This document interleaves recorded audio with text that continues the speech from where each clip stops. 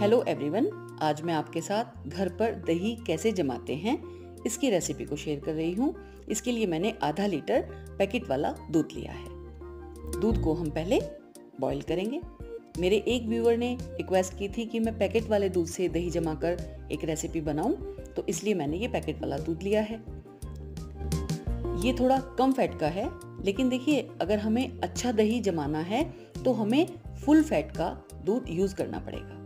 आजकल फिलहाल लॉकडाउन लगा हुआ है, तो मुझे जो भी पैकेट अवेलेबल हुआ मैं उसी से ही दही जमाकर आपको दिखा रही हूँ। क्योंकि पैकेट वाला दूध है और ये कच्चा है, तो इसके लिए हमें इसको पहले उबालना होगा। हम इसको देखिए उबलने के लिए रख दिया है और ये उबल गया है। अब हम गैस बंद कर देंगे और दूध को ठंडा होने देंगे। अब देखिए दूध इतना ठंडा हो गया है कि बर्तन को मैं आसानी से छू रही हूँ, यानी ये काफी हद तक ठंडा हो गया है। लेकिन दही जमाने के लिए हमें बहुत हल्का गर्म दूध चाहिए, यानी ल्यूक वार्म हमें दूध चाहिए।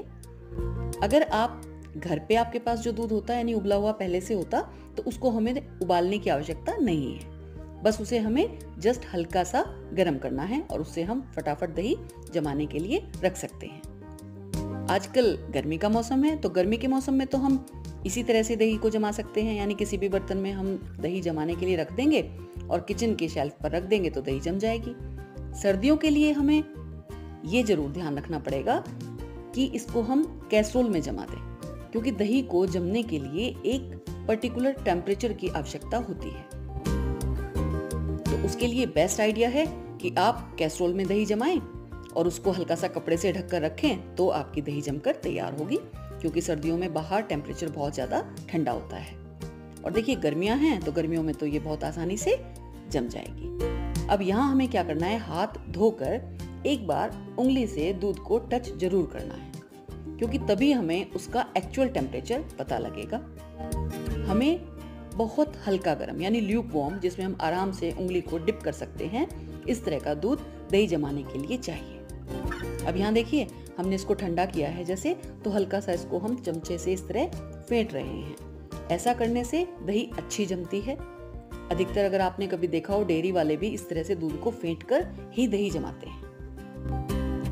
अब यहाँ दही को जमाने के लिए मैंने एक छोटा चम्मच दही ही लिया है। इसको हम जामन बोलते हैं, यानी दही हम दही के छोटे से पोर्शन से ही जमाकर तैयार करेंगे। ये दही का जामन आप किसी डेयरी से ले आएं, उससे आप एक बार अपने घर में दही जमा लें और उसके बाद दोबारा जब भी दही जमानी हो तो इसी से ही आपका जामन तैयार हो जाएगा।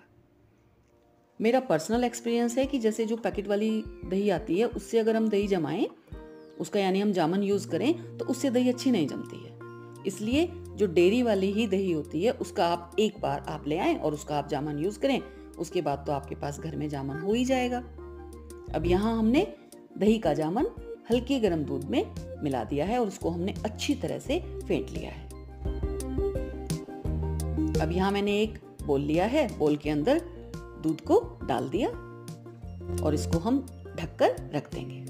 देखिए इसको हम किचन में कहीं पर भी रख सकते हैं, बस हम ये ध्यान रखें कि इसको हम एसी वाले कमरे में या इस जगह के ऊपर पंखा चल रहा है वहां हम इसको ना रखें, क्योंकि 2-3 घंटे जब तक दही जमती है इसको हल्का सा वार्म टेम्परेचर चाहिए होता है।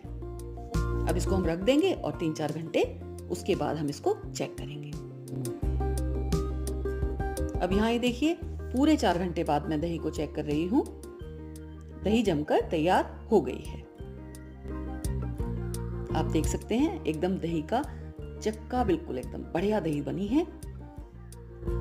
दूध थोड़ा हल्का था तो इसलिए थोड़ी हल्की रहेगी। आपके पास अगर दूध फुल फैट वाला होगा तो उतनी ही गाढ़ी दही बनकर जमकर तैयार हो जाएगी। अब यहाँ देखिए मैं आपको स्पून से इसके चक्के काट कर दिखा रही हूँ। बहुत अच्छी दही जमी है।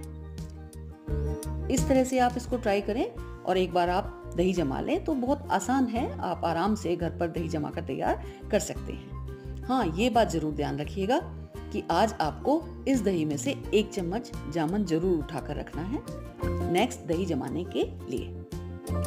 और ये लीजिए, ये हमने बढ़िया दही घर पर बनाकर तैयार कर ली है। इससे आप लस्सी बनाइए या आप इसको ऐसे ही खाइए और इसका आप आनंद उठाइए।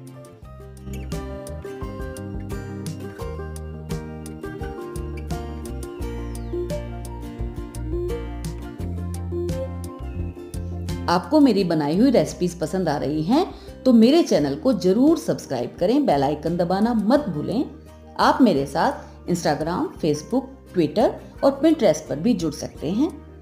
प्लीज़ मेरे चैनल को सब्सक्राइब कीजिए, ज़्यादा से ज़्यादा लाइक दीजिए और आपकी जो भी क्वेरीज हैं मुझे आप कमेंट बॉक्स में लिख सकते हैं। Thank you.